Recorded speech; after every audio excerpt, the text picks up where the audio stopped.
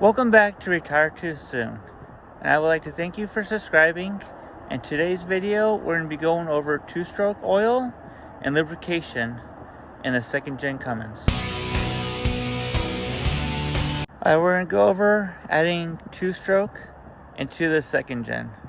I wouldn't recommend adding two-stroke to your fuel for third Gen and up, and definitely do not add it to anything that's running DEF fluid. So I'd like to get you guys' opinion if you guys have used it before, and go over your pros and cons. Leave it down in the comments below. What I'm using right now is I add the house lubrication so it doesn't, the anti-gel, and I've been adding the two-stroke that I got at Walmart. So I haven't been measuring out, but just a little splash. With the winter fuel, I like to add some anti-gel and the two-stroke to help with the lubrication, especially since they add type 1 fuel to the winter fuel here. So what I've noticed with the pros is the truck runs a lot smoother. It's a little bit quieter, and the goal is to help protect the fuel pump and the injectors. So far I've noticed that it is an improvement, and I haven't had any type of gelling, and we've gone down well into the negatives, and right now it's 10 degrees above. That's Fahrenheit. So I haven't had any issues at all. Starts up great and it runs good. Cons I've noticed is it does blow out a little bit of a blue tint out of the exhaust, and it does have a little bit of a stinky smell to it. It's been working out perfect for me. So I would like to in the future get into make my own biodiesel and try to work on my own blend. So let me know if you guys have any experience with that and how that has worked out for you. I'm gonna do a cold start, and I'm gonna try to do a time lapse, and maybe you guys can see how little of the blue smoke is really coming out. It's really not that bad.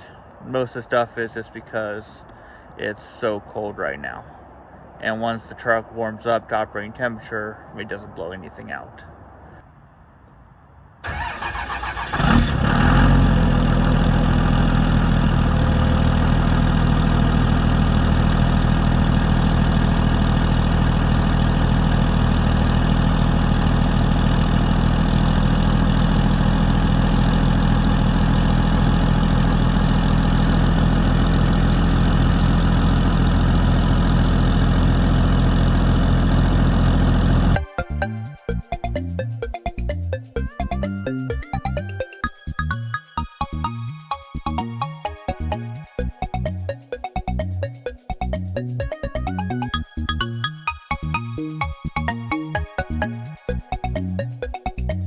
Alright, as you can see, it's not that much blue smoke, but if you, I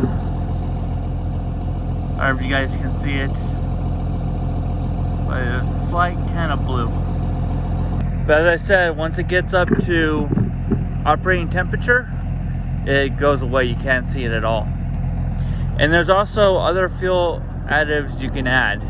There's, you have the anti-gel, you have the where it's like, was it 911, where it degels to save the fuel if it's already gelled, which hopefully you never get to that part. So it's always better to add anti-gel and be on the safe side than try to recover the fuel. Number 2, we'll start gelling a little bit under 32 degrees. Number 1, it goes much lower than that. It's like negative, I'll try to look it up. It's down in the negatives. Here in Alaska, we have number 2 and number 1, which we use to heat our house as heating oil. And the number 1, you can have it above ground. And I haven't had any additive to it, and I've never had it even start to gel or even turn. It's like that creamy color before it starts to gel. Winter fuel is good, but it's always good to make sure you add some anti-gel to it.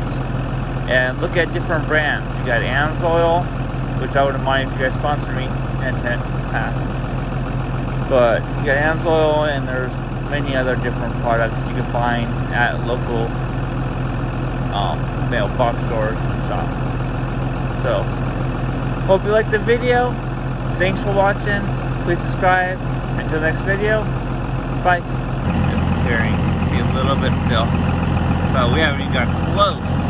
Not even close to operating temperature. I'll show you. Look how cold that is.